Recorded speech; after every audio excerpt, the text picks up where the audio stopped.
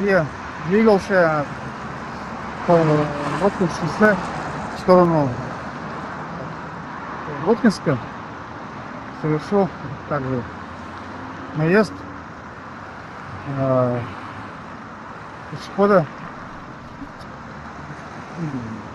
Загорелся.